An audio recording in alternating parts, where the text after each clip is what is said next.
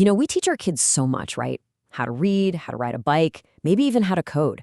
But what about one of the most fundamental skills for life? How to think about money.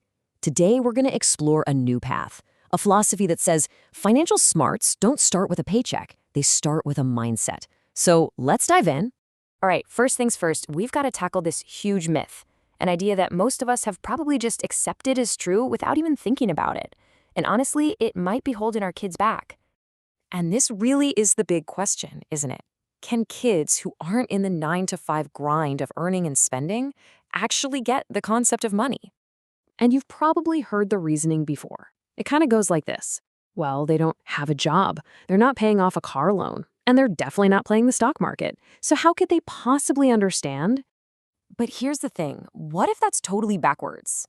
What if that very assumption that you have to earn money before you can understand it is the exact place where we're going wrong? Okay, so let's try looking at this from a different angle.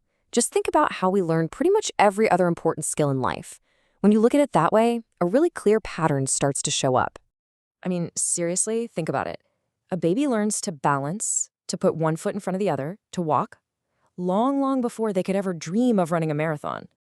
Or what about language? We start with sounds, then words, mama, dada, more. The deep, meaningful conversations, well, those come way later. It's all about laying the foundation first. And come on, who here didn't learn to ride a bike with training wheels in a safe little driveway before ever hitting the actual road? The principle is always the same. You learn the core idea before you face the real-world test. And this is where we need that big mental shift, because money is exactly the same. We have to stop seeing it as just this thing we use to buy stuff. It's really about behavior. It's about developing a mindset. And more than anything, it's a skill in making decisions, a skill you have to learn and practice. So this leads us to what the real problem is.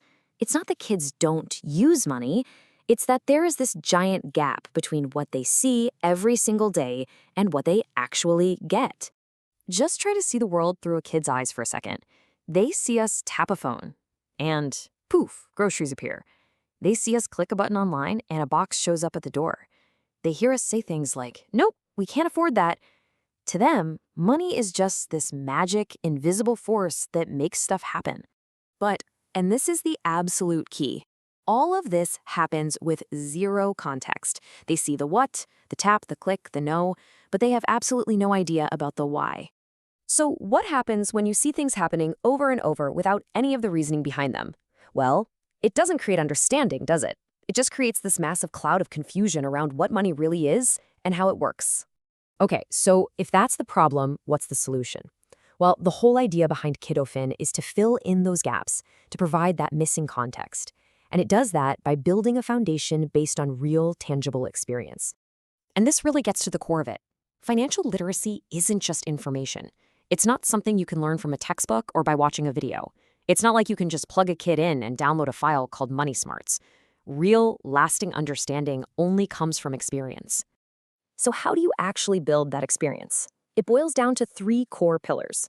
First, it starts with stories, because stories make big, abstract ideas like value and saving feel real and personal. Second, simulation. This gives kids a safe sandbox to play in, to make decisions without any real-world consequences.